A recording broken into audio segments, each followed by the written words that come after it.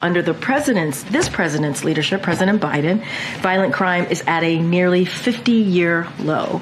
Thanks to the extraordinary efforts of law enforcement and community leaders, Americans are safer from violent crime today than they were a year ago. Why didn't we see the president and the king together for a photo op? Why was that close press? So look, we try to do everything that we can, obviously, to give you all as much access, give the press as much access.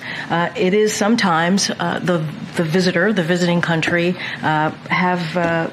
have their own requests, and we try to certainly accommodate their request as well. And so, look, we will try at every turn at every of these events to make sure that there is press access. In this particular instance, it was a private lunch, and we try to also accommodate the visitors that come here as well. GW's president has called for Metro Police in D.C. to intervene to dismantle what they've deemed an illegal encampment, and D.C. police have so far refused to respond to that call. It's happening in the president's backyard. Is there any reaction from the White House on what should happen?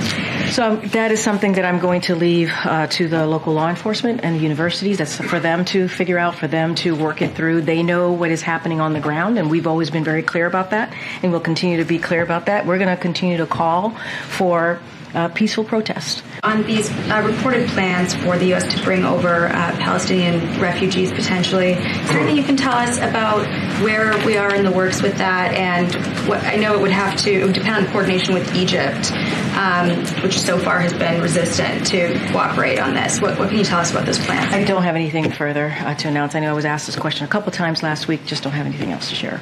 The president believed that Israel can execute a limited operation into Rafah while adequately protecting the lives of civilians there. The president doesn't want to see operations in Rafah that put at greater risk the more than 1 million people that are seeking refuge there. So you wouldn't support a limited operation into Rafah? I think I've answered the question. Did the United States put a pause on arms shipment to Israel?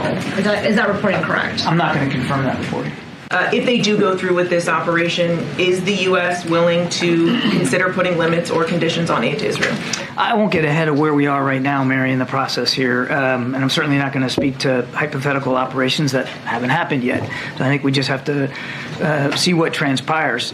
We've made clear our views about operations in Rafah that could potentially put more than 1 million innocent people at greater risk.